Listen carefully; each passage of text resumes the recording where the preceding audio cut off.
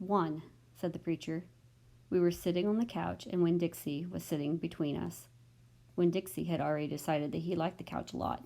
1, said the preacher again. Winn-Dixie looked at him kind of hard. Your mama was funny. She could make just about anybody laugh. 2, he said. She had red hair and freckles. Just like me, I said. Just like you, the preacher nodded. 3, she liked to plant things. She had a talent for it. She could stick a tire in the ground and grow a car.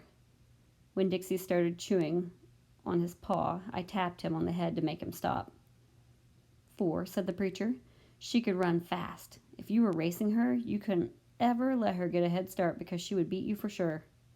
I'm that way too, I said. Back home in Watley, I raced Liam Fullerton and beat him, and he said it wasn't fair because boys and girls shouldn't race each other to begin with. I told him he was just a sore loser. The preacher nodded. He was quiet for a minute. I'm ready for number 5, I told him.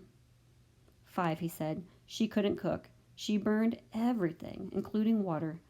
She had a hard time opening a can of beans. She couldn't make head nor tail of a piece of meat. 6, the preacher rubbed his nose and looked up at the ceiling. Winn-Dixie looked up too. Number 6 is that your mama loved a story. She would sit and listen to stories all day long. She loved to be told a story. She especially liked funny ones, stories that made her laugh. The preacher nodded his head like he was agreeing with himself. What's number 7, I asked. Let's see, he said. She knew all the constellations, every planet in the nighttime sky. Every last one of them, she could name them and point them out, and she never got tired of looking up at them. Number 8, said the preacher, his eyes closed, was that she hated being a preacher's wife. She said she just couldn't stand having the ladies at church judge what she was wearing and what she was cooking and how she was singing. She said it made her feel like a bug under a microscope. Winn-Dixie lay down on the couch. He put his nose in the preacher's lap and his tail in mine.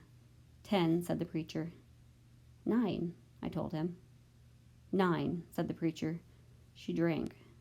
She drank beer and whiskey and wine.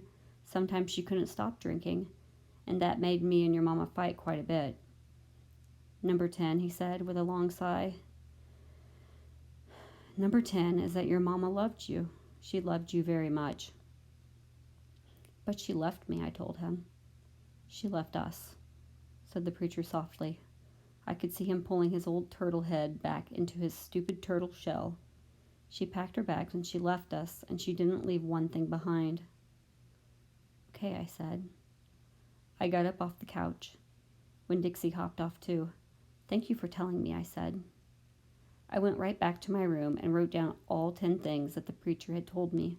I wrote them down just the way he said them to me, so that I wouldn't forget them, and then I read them out loud to Winn-Dixie until I had them memorized.